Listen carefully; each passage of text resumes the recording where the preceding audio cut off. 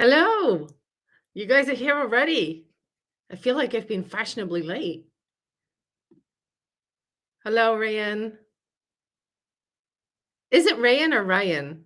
Let me know if I'm saying it right because I'd hate to be saying it wrong. And I know I've asked you that before. You've never answered. Let me know. Hello, on my way. Nice to see you. And hello, invisible borderline, fellow travelers. Where does fellow travelers come from? I'm sure that comes from somewhere. I'm like 2 minutes late. It doesn't count. It doesn't count. Oh, that is so kind of you to say, invisible borderline. And hello, the mastermind. How is everyone? Brutal, like brutal. So brutal.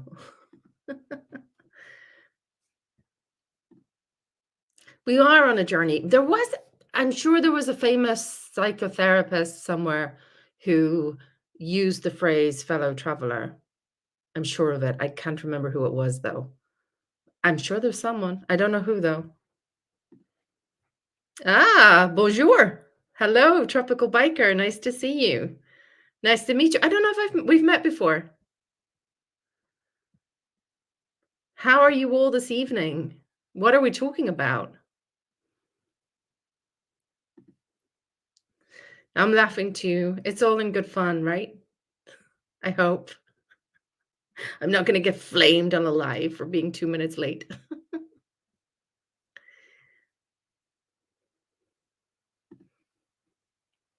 Cold. Yeah, it's cold here too. And apparently it's going to get colder. Whereabouts are you in the world? London is very cold at the moment, but not as cold as it can get, and apparently not as cold as it's going to get. So I'm not looking forward to this week because apparently it's going to get really cold. Of course, it is all jokes. Oh, you're also in France. Nice. I haven't been to France as much as I've been to some other countries, even some other European countries. I should go more. I should visit more. I've been to Paris and I've been to some other places, but I can't remember. I was at a wedding in France. It was an amazing wedding, but I can't remember where it was. It was like in a very remote little village, and it was amazing. But it was many, many years ago. Oh, wow. North Carolina. That's a long way away. I have never been there. Maybe I should visit. Is it a good place to visit? It's a cluster B milkshake. What is it called when you don't take responsibility for past behavior from childhood because you feel like somebody else doing those things, not adult me? Compartment compartmentalization. I'm not sure. What do you mean? Because in some ways, like when you're little, it's not necessarily your responsibility. But I guess how little, and maybe there is a degree of wanting to distance ourselves from things that we've done in the past that we don't really identify with them as much now. You know, I'm kind of curious as to what what you mean. Like what is it that you haven't taken responsibility for? What is it that you think you need to take responsibility for? And I don't know if it has a name. I'd be more interested in what it was, what it means to you. And don't feel like you have to answer this, Sarah, because it's live on YouTube. You have a right to keep some things private if you want to. But I always think it's really interesting to know when someone's kind of stuck on something, especially if they have regrets about it, is to kind of understand what it was, what it meant to them, maybe also what they learned from it. Maybe being able to just be regretful, to acknowledge there's things in my past that I'm not proud of, that I don't really like, and to actually let that be a bit of a guide for the future, you know, if you realize that you've behaved in a way that you don't admire, maybe you've been neglectful of someone, or you've been bad-tempered, or you've been whatever. Understand what it is, and actually to be quite forgiving of yourself. But it's kinda hard to answer that question in the abstract. UK content is much more developed regarding mental health than it is in France. That's just my channel. There's plenty of crap in the UK too. Our mental health services are really struggling at the moment. The just demand is so much greater than what's available, so it's it's not a great it's not great. But I don't know where is.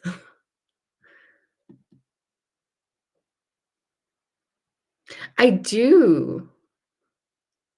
If you like outdoor activities, so North Carolina is great in summer. I do like outdoor activities. And do the Polar Express train at Christmas. Oh, that sounds fun. Is that, like, through the mountains? That does sound really nice. Although, the jet lag at Christmas, that's a bit of a killer. 'Cause it always takes me I'm fine if I go to the States, I'm always fine. But when I come back, it's oh my god, it's awful. Like, it takes me days and days to recover. So, talk about object constancy and ways to make it better. I think it's probably helpful to define the terms because object constancy means just knowing that something is there when it's not. When you can't see it. Like, I know my bathroom is next door, even though I can't see it. I know my kid is also in the next room and she's asleep, I hope. But I can't see her, right? But usually when people are talking about object constancy in the abstract, they often meaning something like a fear of abandonment or a fear that someone's cheating on them, which is also maybe a fear of abandonment. So I think it'd be really interesting to know a bit more what you mean by object constancy because I think it's different for different people, kind of what aspect of that they struggle with. Um, and I think it's like almost everything else. It's like understanding what it is that you struggle with.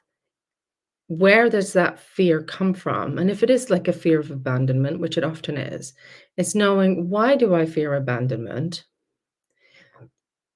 Do I have good reasons to fear abandonment in my current relationships? Because often you can have past experiences of relationships that lead you to be anxious in your current relationship. How's how's that affecting my behaviors in the relationship? What am I doing to manage it? How maybe does that make things worse? So a lot of people who have a lot of fear of abandonment or fear of being cheated on, they've good reason for having that fear. Often it's because it's already happened to them. But then knowing how does that drive your emotions, your reactions, if your partner's a little bit late, if your partner's away for a night, what does that do to you? How do you then behave in ways to kind of attempts to reassure yourself that often backfire and are very counterproductive? So I think it's about exploring those things and understanding them for yourself.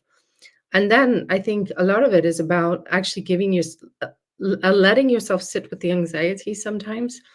Like it's like if you have a phobia, you kind of have to face the thing that makes you fearful. So it may be tolerating someone's absence for a period of time and not letting yourself do some of the things that you might usually do in order to cope with the anxiety. So calling them constantly, texting them constantly, expecting immediate replies, um, tracking them on a tracking app, whatever it is. But giving yourself the chance to not do those things and to use some healthy distraction, go and fill your time with other things that matter to you, and learn that you can tolerate their absence and that they do come back. Um, and hopefully they will. And I think in the early stages of relationships, sometimes it's also about learning, will this person come back? Because they might not, right? In a very early relationship, when you're just kind of exploring the possibility, maybe they don't. And that's okay because that's very useful information. You may not want to be with them. So let me know, does that answer your question? Is there some aspects of that that I should cover more? And I'm also wondering when you say object constancy, are you actually asking about a fear of abandonment? Because that would be a really good video. And I might well do that.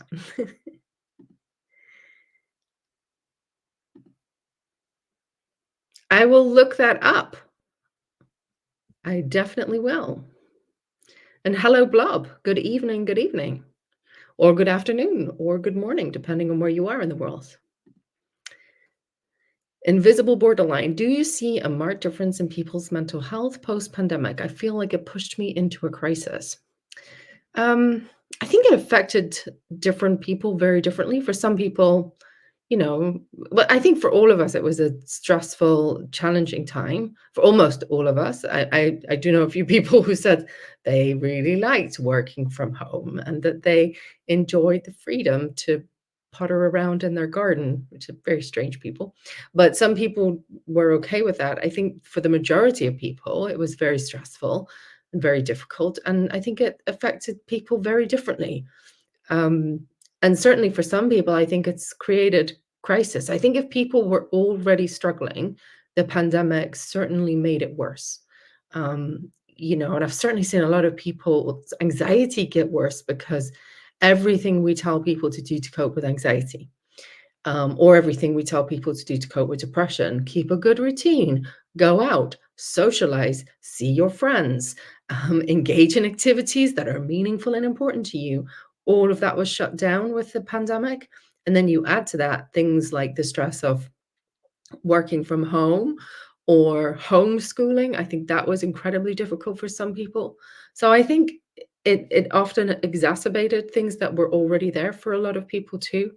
And it also made it very difficult for some people to get help because it meant, services were much more stripped back. There's much, much more remote working. There's still lots of remote working. I do entirely remote working now. All of my work is online.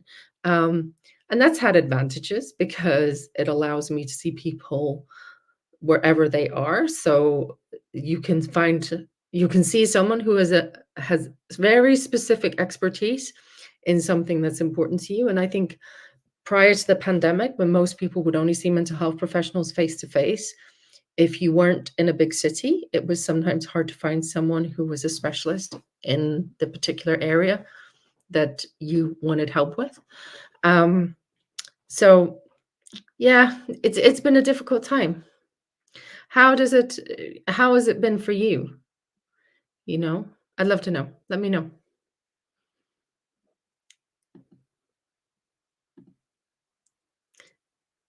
The problem with object constancy. Oh, I do my best. I do my best to be balanced and understanding. And I'll try to make it clearer how to improve in making coexist antagonistic feelings about someone. I think it's more split.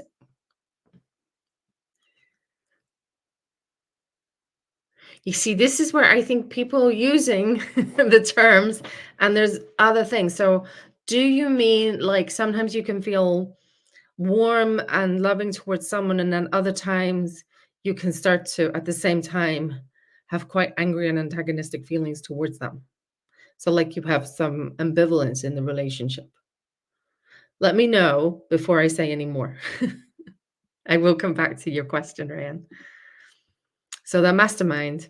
Have you treated someone with schizophrenia or bipolar that also has a personality disorder like NPD?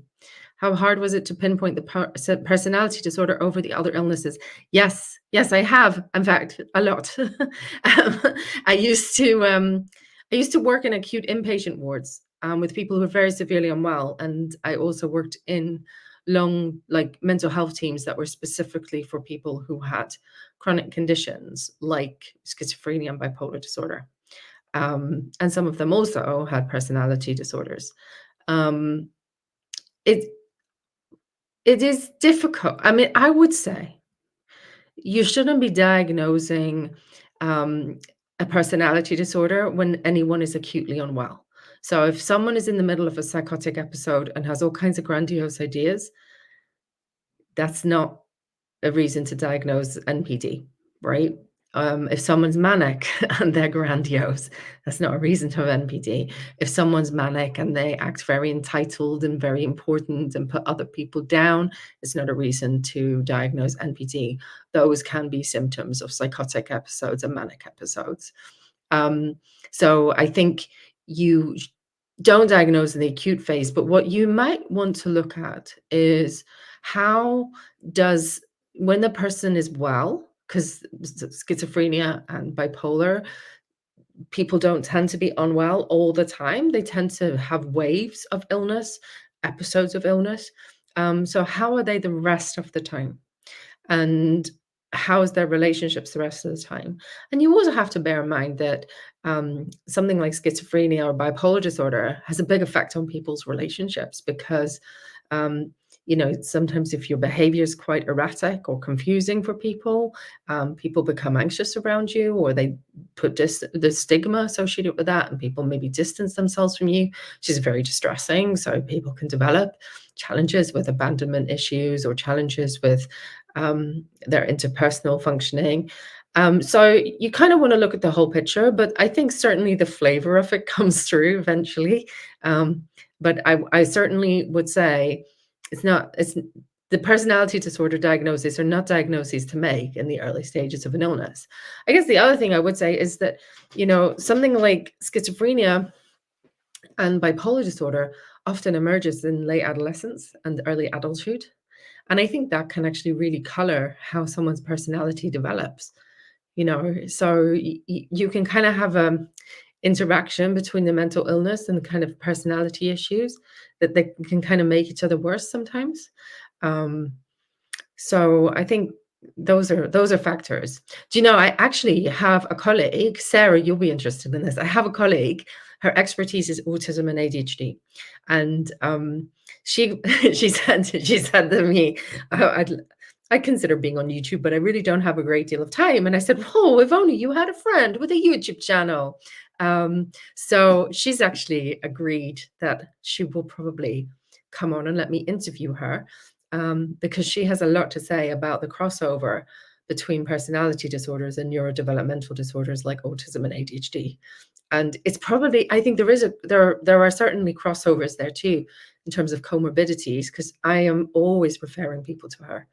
And if anything, I think probably one of the most common things I see, and it's quite tragic actually in my practice, are people who are accused of being narcissists, who are sent to me by their partners, and I see them and I think you have undiagnosed autism or undiagnosed ADHD. That's so common, actually. Um, and of course, it's very enlightening, and then things can make a lot more sense if you do get the right diagnosis. And of course, it is possible to have both, um, but that's common. So something you might want to do if you are a regular on this channel is let me know what kind of questions you might like me to ask her. I think I'll put a post in the community tab rather than on here. So if you have some feedback about that, let me know, because it would be fun to put them to her. So she's fun. We worked together many years ago, so we've known each other for a long time. She could spill the gossip on me.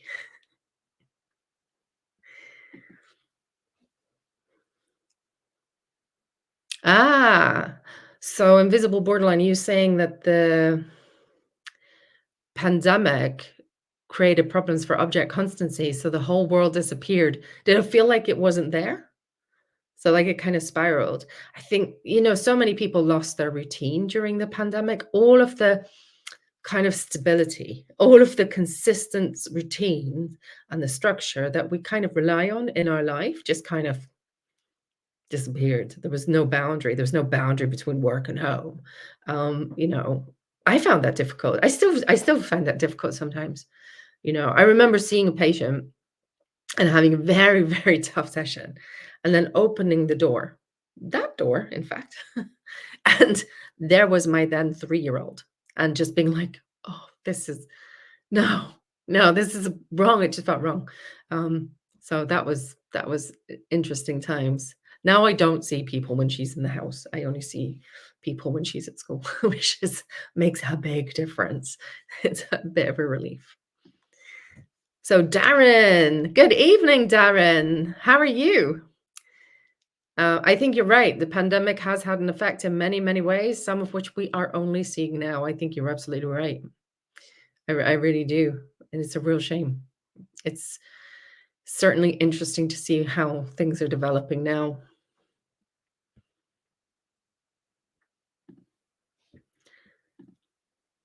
So, Blob, more videos, Cluster B Milkshake, you and Dr. Ruth. Do you mean you'd like me and Sarah to collab? I'd be up for that. I'm sure Sarah might be too. Sarah does such a late night things though for me. Because the time difference is tough. She even goes earlier for me. When we have done collabs, she's gone a little earlier. Um, but yeah, I'd be very up for doing something with Sarah again. So I'm gonna go down. So oh, Ryan, I mean, I struggle to get a full picture of others and maybe of myself. It's like an all good, all bad thing according to the circumstances. Yeah, it's like more like splitting. Like it's difficult maybe to realize that someone can have good qualities and also bad qualities, and that in many ways, mature relationships are about accepting other people as they are and accepting ourselves as we are. That we will never be a saint. We will never be all good. Um, I kind of think sometimes there's a real sense of people treat their themselves and their partners like a self-improvement project. And it's like life's not like that. You're always going to have some struggles. The things you struggle with today, you may well still struggle with in years to come. And what would it be like just to live with those? Just to accept this is me.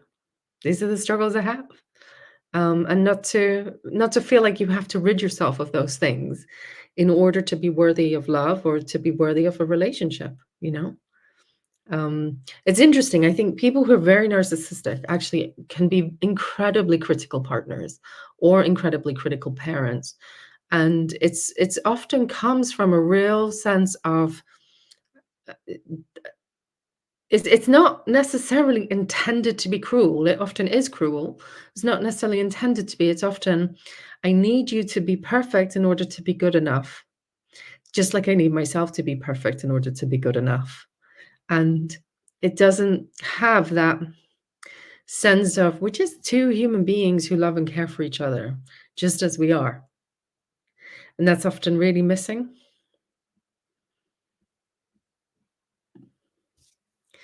So the mastermind, I would love to hear her too. I also never thought that things like bipolar can interact and somewhat cause something else. I hope I explained that right. Yeah, it's such a when you have a severe mental illness like bipolar, emerge in that such a critical period of development anyway. That late adolescence, early adulthood, it's going to have such a profound effect. It's huge. It's huge. So it's going to potentially cause other challenges. Um, and that's tough. It's all kinds of things. Like, and certainly, and I know a lot of young people I worked with really struggled with the fact that all of their friends, for example, had left school at the same time, and the friends had gone off and they got jobs or they'd gone to college or university. They'd built careers, they'd started getting into relationships, and people who had had severe mental illness had often not been able to work for quite a period of time. They've been out of school, out of education. They just felt constantly behind. And that's tough. And that affects your self-esteem and that affects how you feel about yourself and it affects relationships. So yeah, it's a big deal, you know. Um, So invisible borderline. The pandemic made everything surreal and losing contact with people in general. It did. It was such a weird time. I kind of think like, wow, what did we all just live through? It's it was tough. It was really hard. And I think Darren's right. We're only beginning to start to see some of the effects that it had on people. It's on my way. I was in a narky relationship, and during the pandemic, it was nice to see less of the flying monk. Every cloud has a silver lining. Every cloud. Um, wow. I haven't heard anyone say that. I think a lot of people really struggled in the pandemic with the more narcissistic relationships because there was no other outlet. There was no escape. There was no seeing your own friends or pursuing the things that were important to you, and that you were thrown together 24 hours a day, 7 days a week. And then you add to that things like, depending on what industry you worked in, the threats of redundancies, the threats of job losses. Challenges to businesses during the pandemic.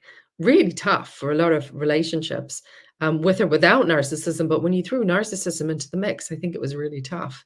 And for anyone whose relationship was abusive, um, the pandemic was a really dangerous time, because it was much harder to get help if you needed it, much harder to get out. And of course, you were in a pressure cooker with each other. You did never live. So did you also see less of them? Was that helpful? That probably did help to not live together.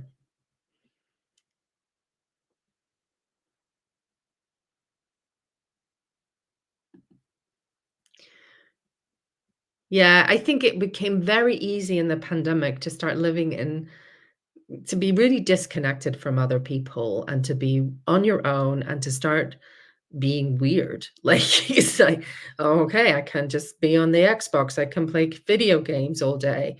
And I think that isolation, like, solitary confinement is a bad thing for people. We use it as punishment, we use it as torture. There's a reason for that, right? And I think for some people that has a much more profound effect than others. Um, and that, I can completely see people would have, how you would have in the pandemic become quite derealized as a result of that. And I hope you're starting to recover. So you guess avoidance like social isolation, but I like people, so it was hard. Plus, didn't really like my partner at the time since divorce. Yeah, you see, this is where I think if you were in a not so happy relationship before the pandemic, it's like during it's just worse because it's horrible, right? You have to live with this person. Um, how awful. And there's no break. You don't get out. You don't get to see your own friends. You don't get to go to work in an office if you have to work from home. It's like a pressure cooker. And I think pandemics are often catalysts. I would expect to see immediately after the pandemic, you're going to see lots more people moving in together and having babies. I saw lots of couples actually speed up their relationship, if that makes sense. Like suddenly they just got together and suddenly they were moving in together. Um, and I think the pandemic kind of sped things up like that. Not always wisely, to be honest, because sometimes it was we're going to live together so we can actually see each other. And actually, it wouldn't have been a decision they'd have made at another time. And I think other couples got divorced very quickly as soon as they were able to. And I think avoidant people, they like their isolation, they like their independence and their autonomy. They don't like to be, they find other people maybe having needs and putting on them overwhelming and suffocating, but we're all social creatures. And I think that kind of isolation isn't a good thing if you've got tendencies towards avoidant patterns in your relationships. Not a good thing for anyone. I see. And then you also saw less of him because of the abuse. I can see why you would have enjoyed aspects of the pandemic. I can see some advantages to that. I think as well for some people in that situation was there was a realizing you could cope with seeing less of this person and what it felt like to not have them around so much. Um, yeah. So the mastermind, if I can piggyback off of the being critical to others, it's more like black and white. It's like, this is what you do, this is what I do. It's like there's a rule book we'll follow. Say more. Say more. And being perfect is follow the rules.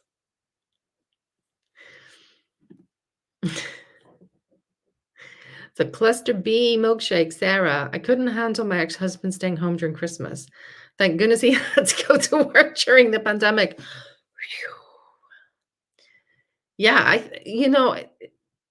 it's for any relationship, if two people suddenly had to work from home all the time, and especially if you don't have much space. This was a real nightmare for some people who would be having to work in their bedroom because there was nowhere else for them to work. You know, it was really bad, but being able to get out, I think, is a really helpful thing. So, blob was love bombs and now friends. No contact, 5 months. I don't know what this woman has, but it's very strange behavior. I'm not right either, but I still know this is fucked up. Who are you referring to?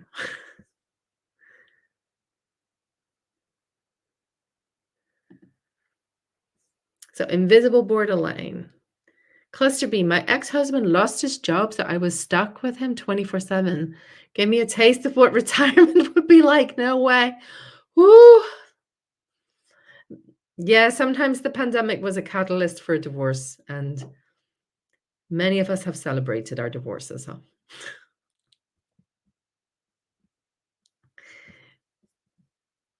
I have caught up with questions already, only half an hour in. What should I come back to? I feel like I haven't really covered the kind of object constancy and splitting questions. I think there's a real need to kind of clarify what it is really thinking about with those things. Wise advice. Wise advice. I agree. I have one ex who I'm friends with, who I would consider a friend, and we didn't really have contact with it. And it wasn't a toxic relationship. It was a perfectly nice relationship. He's a nice guy. We were young. um, and yeah, we didn't hear from each other for probably a decade, actually. And then he sent me a message on Facebook saying, "Saw you on Facebook. How are you?"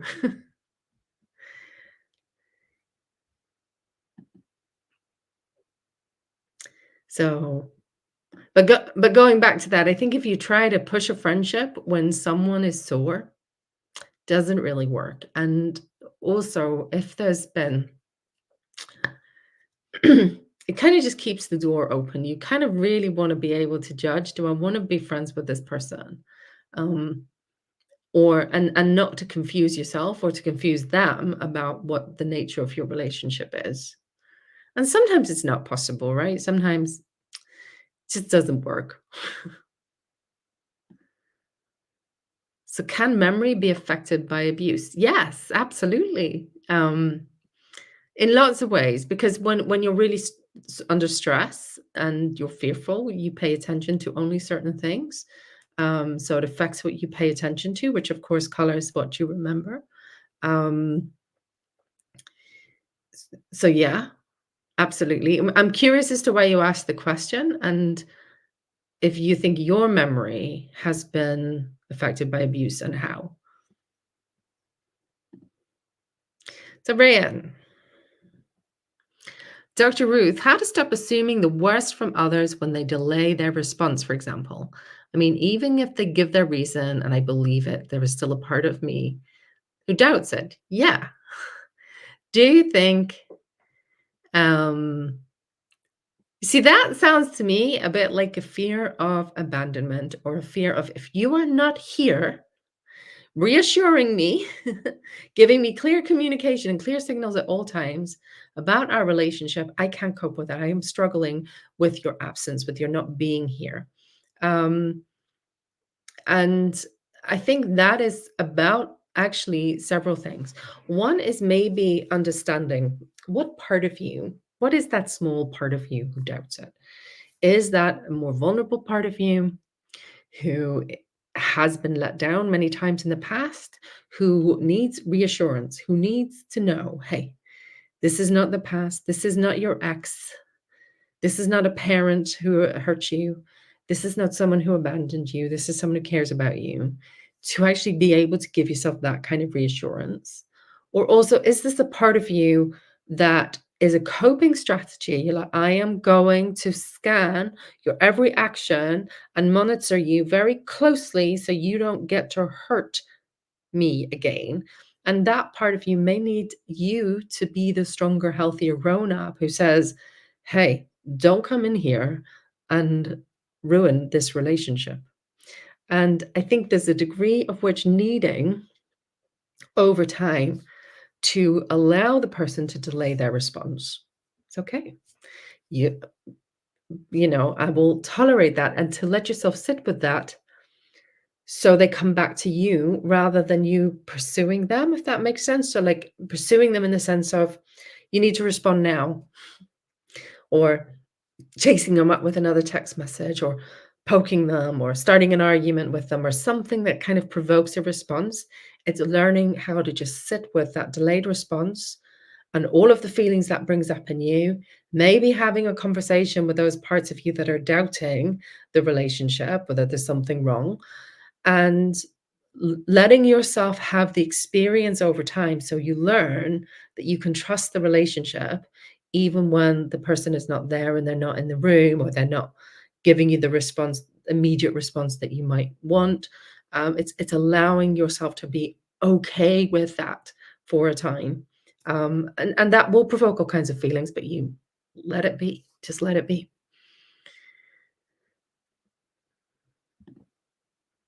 So, invisible borderline. When I get something nice like a new truck, I can't believe it. Have to go to the garage and look it over and over for weeks until I believe it's not going to disappear. Yeah, that's like the reassurance seeking. And hopefully over time, especially if it's a truck, you learn it's okay. It really is mine. It's here. I can trust it. I can trust that this thing is not going to suddenly disappear. So Roxy, to convey to others what I'm asked, is ASPD better than saying NPD? I wouldn't say so. Um, I'm curious as to who would ask and why. And in general, I don't think you owe anyone your diagnoses. Um, Certainly not unless they're very close to you. I think it's more helpful to be able to say something about you, like what kind of person you are, maybe what things you might find more difficult, what your particular struggles may be, um, rather than giving a diagnosis. It's a mastermind. Say more. It's like we judge you just like we judge us. What I mean by is rules is like this, for example, you text me and I text you right back. If you don't do the same, then in my head, I don't love me. Okay, so it's like if the other person doesn't text you back, you think that you don't love yourself? Or is it like you're saying, okay, hang on, there's a follow-up. You didn't follow the rules. You text me the same way I texted you. I think yeah, that is the that's gonna screw up your relationships, you know? Um, I think it does make sense. It's like if you're often we have really high expectations for relationships, really idealized expectations, actually, especially if you're on the cluster B spectrum. You have these very high ideals, and you kind of follow certain rules that you're like, this is what I'm going to do, and this is what I expect. And the other person better do the damn same thing, because if they don't, then it means they don't love me. Then it means they're a terrible person. Then it means they're cheating on me. Then it means they're not interested. They don't care about me enough. They've been playing me. They've been messing me around. And I think that needs some question marks. um, there are many people who um, many reasons why someone doesn't text straight back, right? Maybe they're working, maybe they're engaged in something else. It's like being able to tolerate a little bit of ambiguity, especially in the very early stages of a relationship, because you don't know the other person yet. Okay, you're kind of getting more of a sense of them. But I also think it's who made up those rules because that's really demanding, right? And maybe it's also reflects the demands you put on yourself. You put those rules on yourself because you're going to be the perfect partner, and then you expect the other person to do the same thing. And actually, that's probably too much of a demand to put on yourself and too much of a demand to put on the other person. And it may also be a pretty crappy barometer of how much someone actually cares about you to look at the number of seconds it takes them to respond to a text message, you know? I think there are question marks that need to be asked around that.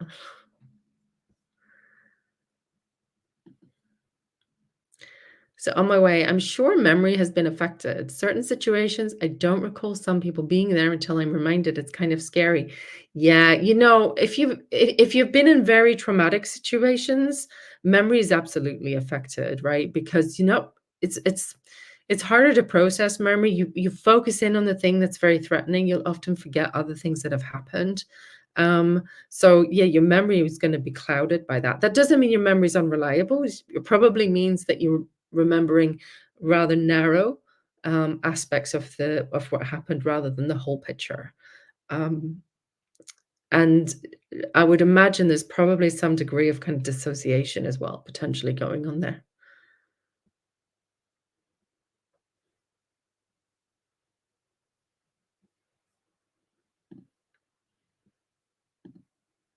The mastermind, let me know. Did my response make sense? 'Cause then if it did, probably I understood it. If it didn't, maybe I'm missing something.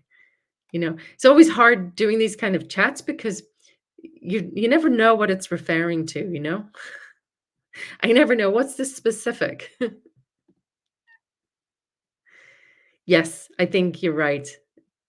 I think you're right.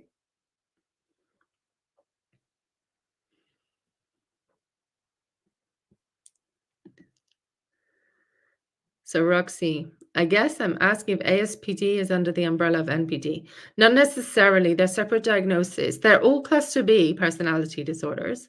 They're often comorbid.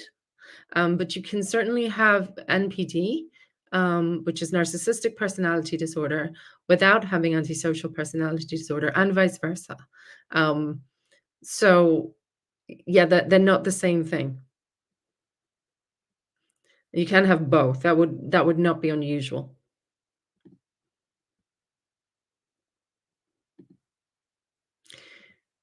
Yeah, think about reciprocity though, because it doesn't, if you have very high demands of yourself, like I'm going to respond to text messages within a minute, I'm going to be doing, I'm going to be impressive, I'm always going to be perfectly turned out for a date, I'm always going to have my hair done really nicely, my makeup's always going to be perfect, I'm going to take them to really nice, expensive restaurants, everything is going to be wonderful and amazing, I'm going to woo them. Those are perfectionistic expectations that nobody in the world is ever gonna live up to, right? And part of reciprocity, my opinion, is learning how to just tolerate the person's and your own humanity, that you're gonna be 2 imperfect human beings who actually care for each other very deeply, which that's reciprocal, right? Not, "How many seconds did it take you to respond to my text message?"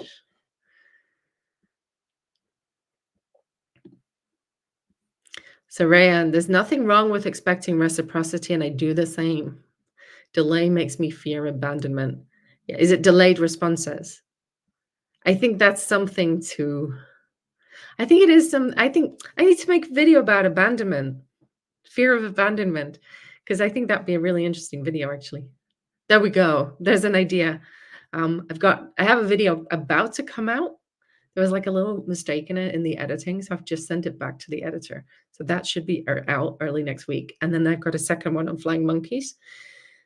But I think I will do one on fear of abandonment because I think that would be a good one to do. Is there anything you'd like me to cover in that about fear of abandonment?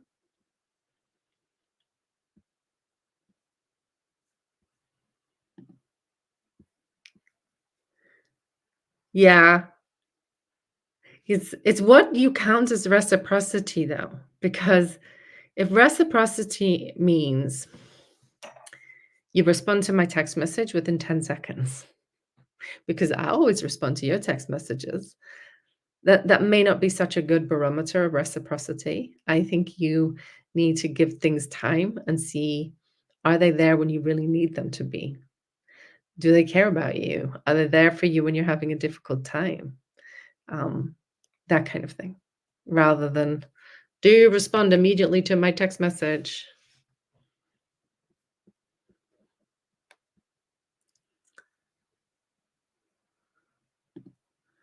That is what I'll make a video about.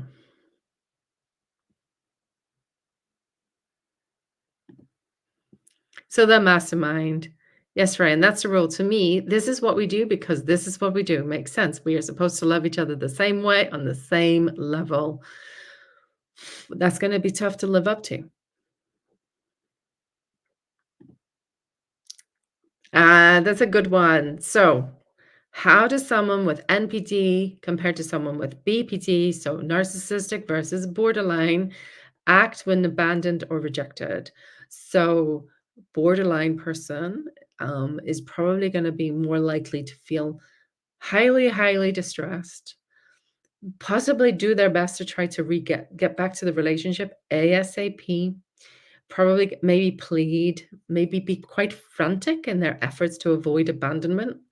Um, and be begging, pleading, apologizing, promising to do better, wanting to be close again, trying to reinitiate contact in order to not feel abandoned. Whereas I think the person with narcissistic personality disorder, to them, it's much more of a threat to their self esteem. It's much more of an insult, right? You left me because I am not special and important enough to you. Well, screw you. And you're much more likely to see extreme rage, coldness, putting you down, dismissing, um, and kind of quite derogatory behaviors. But I think, yeah, invisible borderlines just said, and then for the borderline person, the rage probably comes later. I think that's right. It can kind of flip. And likewise, the narcissistic person later on may go back to, let's make up. There can be a kind of strategic apology in order to avoid abandonment, like, okay, let's make up. We have something really special. Let's get back together. But it's sometimes done in a bit of a manipulative way. Um, so yeah.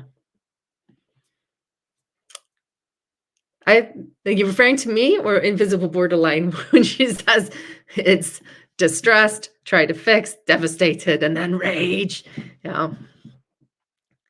Is it almost like the narcissist goes rage, distressed, try to fix, back to rage? But also sometimes I think it's also switch off the emotions and become colder, or it's like it's the insult that gets held onto. Like, I will never ever forgive this person. I will put them down. They were not worth it.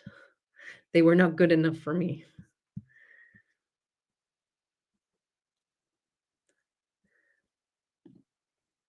So I see me. Hello, welcome. I don't think I've ever seen you before. Apologies if I have.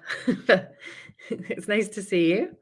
I can't stand being in the same room as my husband, but I can't leave. He is narcissistic.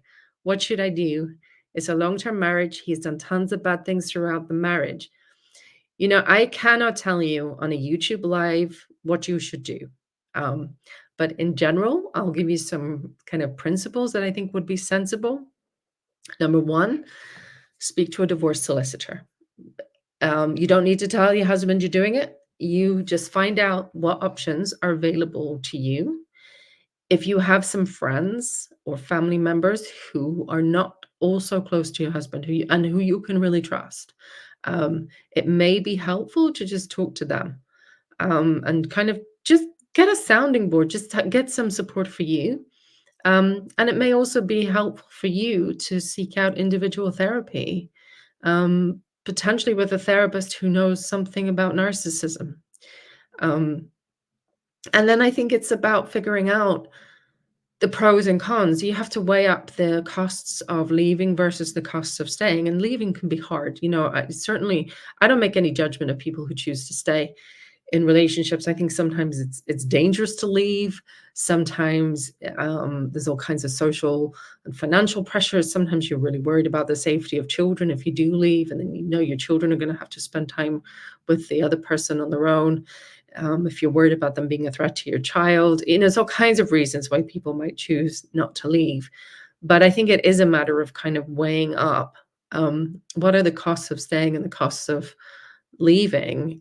And especially if you're at the point where you're saying you can't stand to be in the same room as someone, it would be really interesting for you to think what are the barriers to choosing to leave. um and some of them may be insurmountable, and some of them may be very much surmountable. um it may be difficult, but necessary, you know and also think about the long term. Where are you going to be in a year, 3 years, 6 years, um, based on the decision that you make today? And you might want to make the decision today that looks after the you of 3 years from now. Does that make sense? But I can't tell, obviously, even if I work with people in individual therapy and I know them really well, I've worked with them for years, I don't tell people to stay or leave a marriage or what they should do. That has to be your decision. It always has to be your decision, and it's complicated, right? Um, but get all the information. Get all the information you can possibly get, and then take it from there. Weigh up the pros and cons.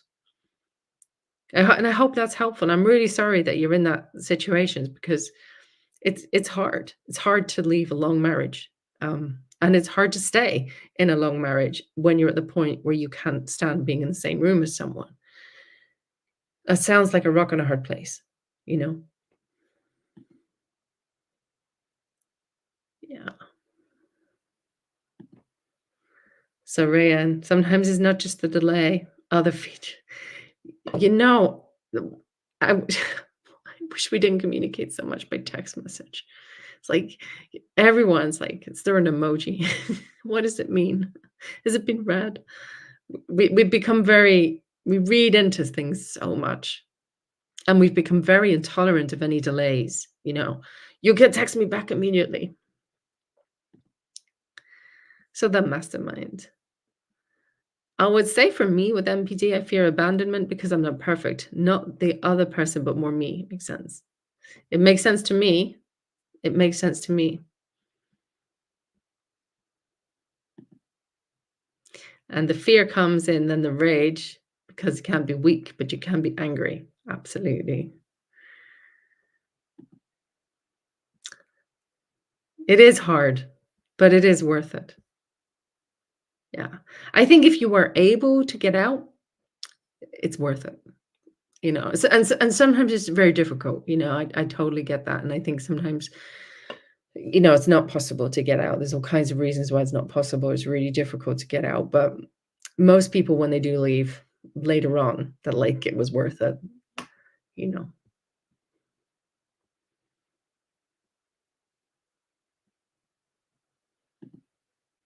You're welcome. I'm glad it makes sense.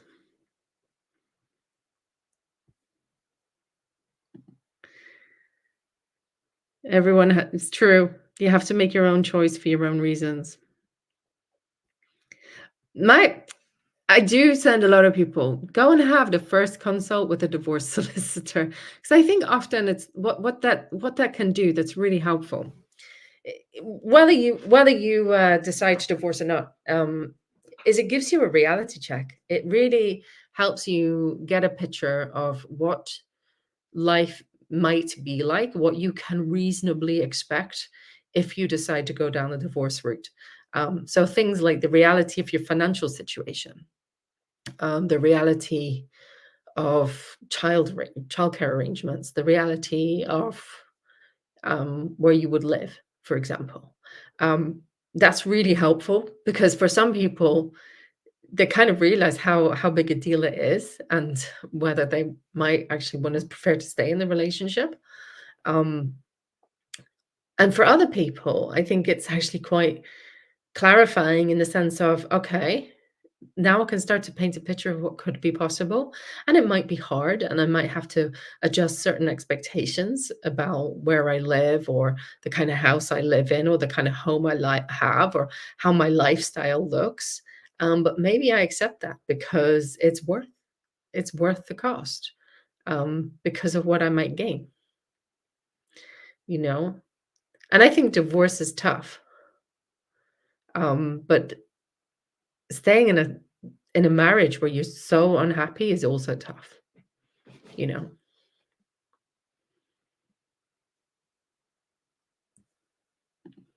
So Sarah, what was the book?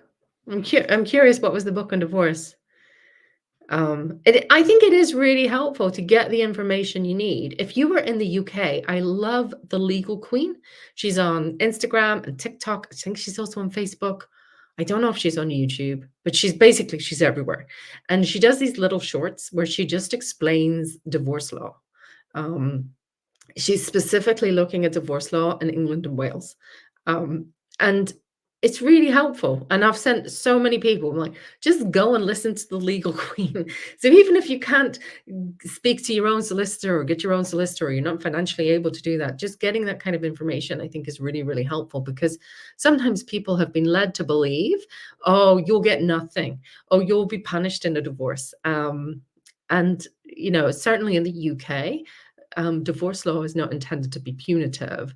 The goal isn't to decide who's in the right or who's in the wrong. In fact, all divorces now in England and Wales, at least, have to be no fault divorces. They've stopped people being able to have to outline, these are all the terrible things you've done that I want a divorce. It's now no fault. Two people have to agree that they want to end their marriage, and that's, in my opinion, that's a much better way, much less acrimonious. Um, but yeah, it's kind of like just getting that picture of what you need, what is likely to happen, and what you need to do, and starting to build up a picture of what life might be like post divorce. Because if it's a long marriage, you almost are going to struggle to imagine what your life would be like if you weren't in it. So what would you do? And that's another thing for you, I see me, to do. Like, you can imagine what are the what would your day look like if you weren't married? Because it's probably really hard for you to imagine that if it's been a long marriage. Like, where would you wake up? What would the first thing you do be? Where would you go? What would you do during the day?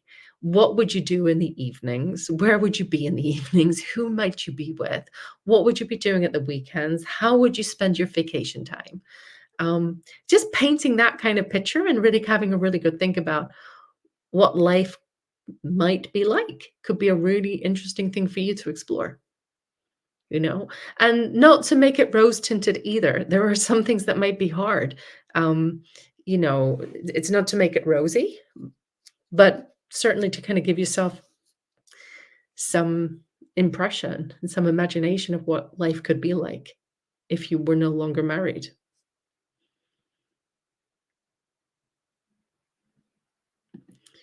Been there, done that. Been there, done what? What are you referring to?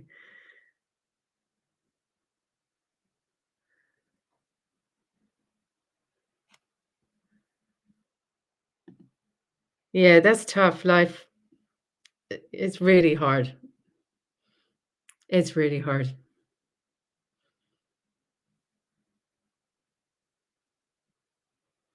I'd also say I it's really important that you get good legal advice, especially if there's a lot of finances going on, there's financial stuff.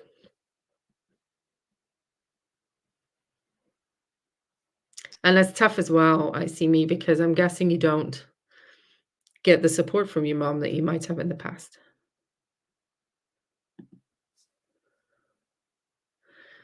You're welcome. You're welcome.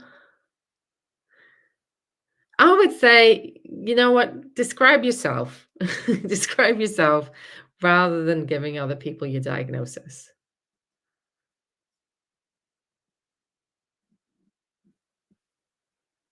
Ah, so you've been through separation with 2 daughters. Oh, that's tough.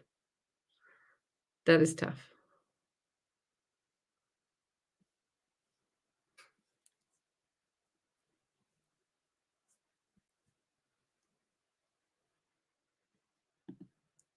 I agree. I 100% agree. Like, a good divorce solicitor is everything. And, it's also, I think, good legal advice isn't adversarial, especially not for divorces. I always think you want a divorce solicitor who's really mellow and really chilled out, especially if you have, like, a really high conflict divorce. You don't want a divorce solicitor who's gonna add to the conflict. You want someone who's calm, who's measured, who knows the law, who puts things in a very calm and reasonable way. I think that's really helpful. So Octavia, hello and welcome. Um, could you explain what compensatory narcissistic personality disorder is? I've come across this term a few times. Is it covert, grandiose, or own? No, I don't know that I've ever heard that term.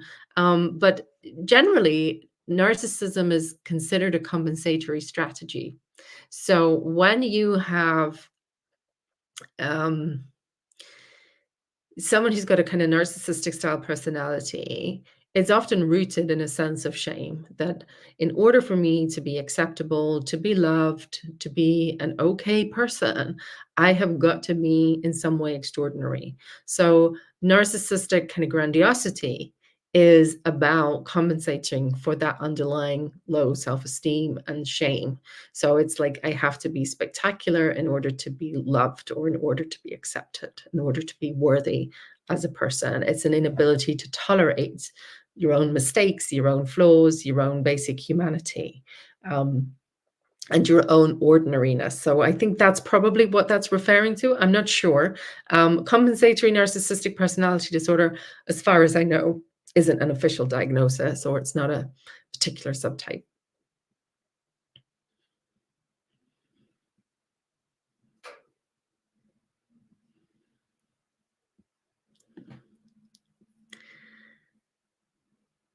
Oh, I see, that is difficult. If it's any consolation, I have seen many women in that situation, and they can often find that when they leave the relationship, it's very destabilizing. It's overwhelming because they don't have much of an identity outside of it, but it's also an opportunity to get to know themselves for the first time.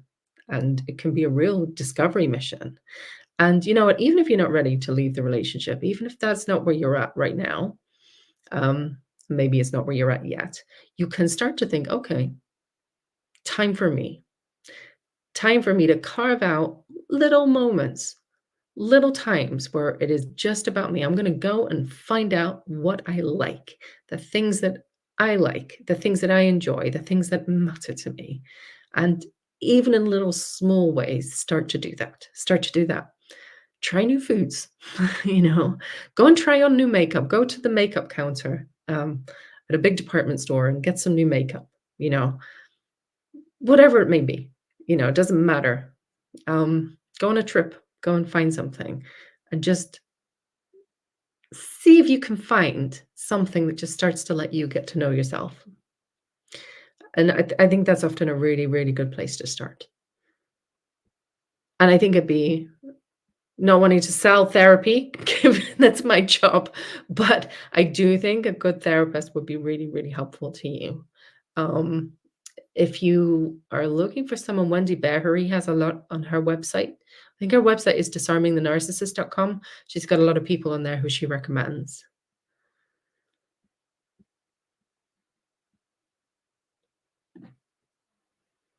So the mastermind.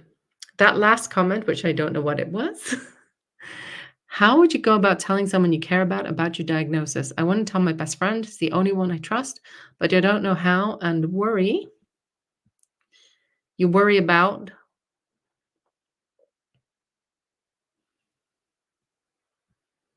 what do you worry about? You know, you can just say, I if your friend knows you well, they probably already know you. Okay. So probably they already know some aspects of your behavior. So you could say, have you noticed these things about me? If you notice that sometimes I find it hard to be empathic. Sometimes I don't know what it is for you, by the way, mastermind. I'm not implying anything about you, or, sometimes you may have noticed I take rejection very hard, or I really struggle to not be I really struggle to not be seen as special. I really struggle to acknowledge my failings or whatever it may be. Okay, for you. And then you say, I actually have a diagnosis, and my diagnosis is this.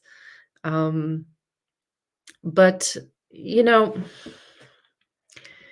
I'd also weigh up the pros and cons of giving the name, especially narcissistic personality disorder, because it is so stigmatized. And that's not to say you should or shouldn't tell your friend. Um, and it may be helpful for you to tell your friend. But I think the far more important thing is knowing you, not necessarily having the name of the condition, if that makes sense. But if you want to tell them, I'd probably tell them, like, you've probably noticed, blah, blah, blah. You probably know this about me. You can't, what you know, he already knows. And then tell him that's what it is, right? Let me know if that helps.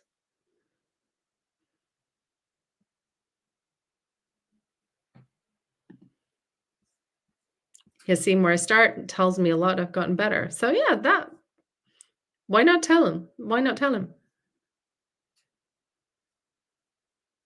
I think if you're gonna say, I don't know your diagnosis, by the way. If it's narcissistic personality disorder, can I suggest you don't don't show him Dr. Ramani? It may be helpful to, if it's something like empathy, I'd probably maybe see if you can find one of my videos or something by Mark Eatonson, something like that, if you want to give him a sort of explanation.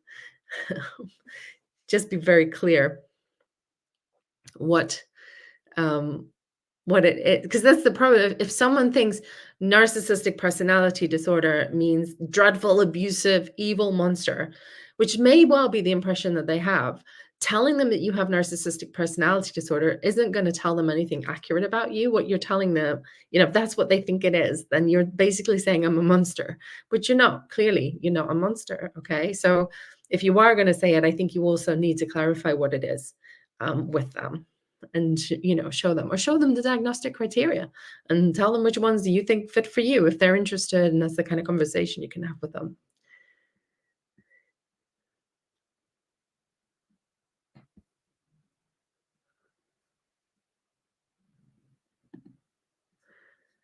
Yeah, hiring a why is hiring an attorney a crapshoot?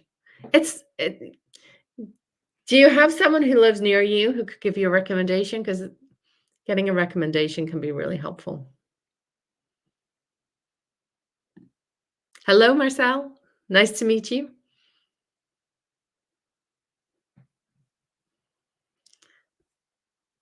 Welcome.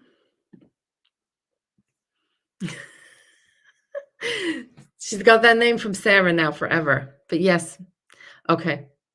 Yeah. Is that helpful then for you to think about? If you're going to share a diagnosis, you probably need to also explain it a little bit as well. Don't just give a highly stigmatized diagnosis without explaining what it is. Yeah, getting a recommendation is key if you can. I mean, you might get lucky, you know. Most are good. A lot of I don't know how it is in the States. In the UK, you can often have like an initial consultation where they don't charge you, and that might be a good way to start.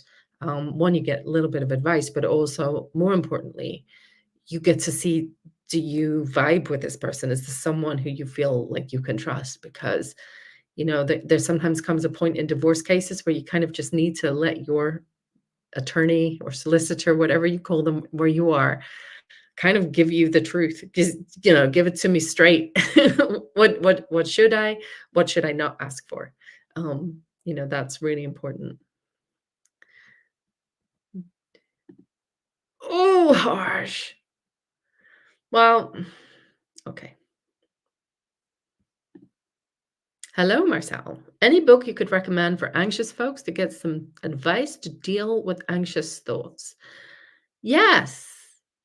Are there particular kinds of anxious thoughts? Hold that thought. I want to try something. I want to try something.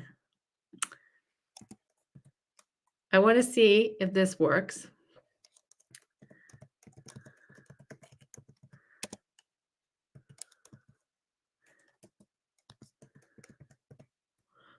Do.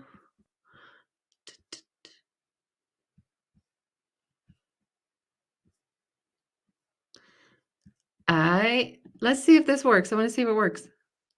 Hold that thought. Hold that thought.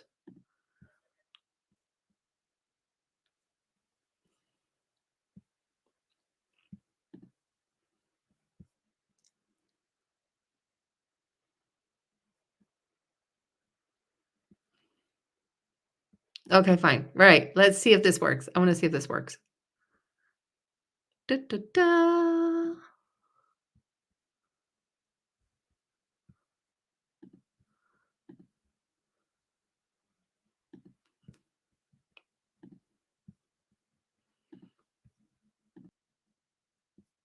This is really good. I like that one a lot. So there you go. I'm impressed at myself being able to do that. So let me know if that is helpful. It's a book by Helen Kennerly, actually was my supervisor when I did my CBT training many, many years ago, and it's really helpful. Ah, but specifically about abandonment. Okay, I do have a book for that. Let me just see if I can find it.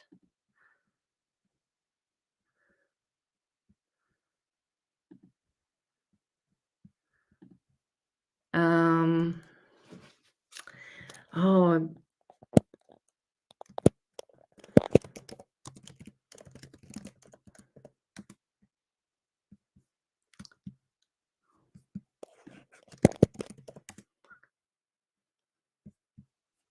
let me see if I can find it.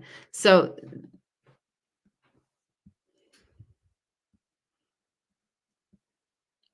let me see if I can share it too.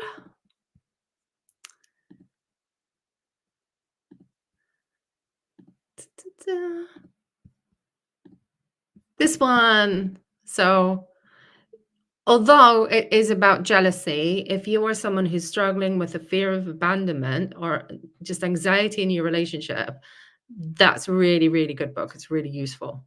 I think you'd find that very helpful. Let me know. Is that helpful? Exactly. We all fear abandonment. I need to um, make some videos about fear of abandonment.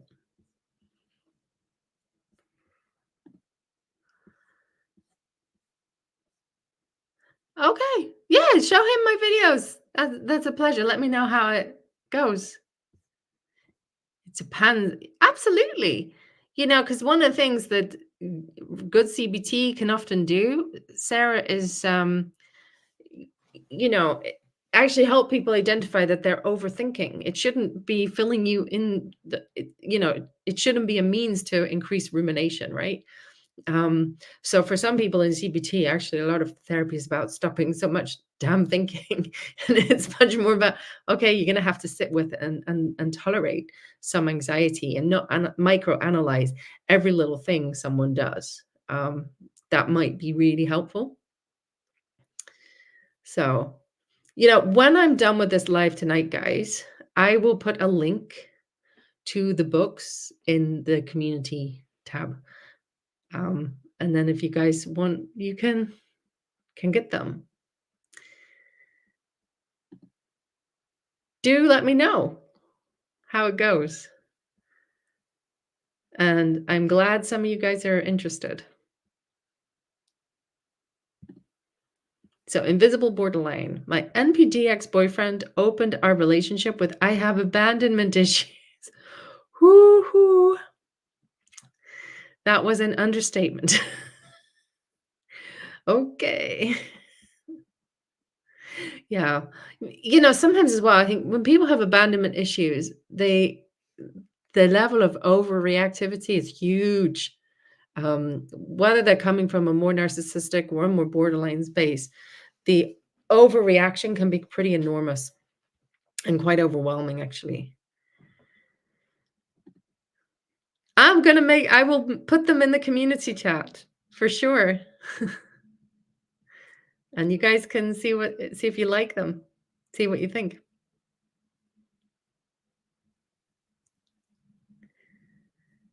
That is certainly, and I think definitely I need to make a video about fear of abandonment. Are there any more questions, or shall I leave it there for this evening? I think I will possibly leave it there. But thank you guys so much for coming. Thank you to the people I've seen many times, like the Mastermind and Invisible Borderline and Sarah and Rayan and Blob. I think I've seen you before. Am I right? It is always, always a pleasure and on my way. And welcome to the new people like Marcel and Icy Me, and do come back. And there was someone else who was new. Who else was new? Roxy and Octavia. It's lovely to meet you too. So you guys, lovely to see you. And hopefully I will see you again soon. I will be aiming to do this every Sunday, 9 p.m. UK time, which is whatever time it started at tonight in your time zone. I think it's 4 p.m. on the East Coast. And you're going to have to work out from there. I can't work out all the time zones. But I will hopefully see you next week. Take good care. Bye.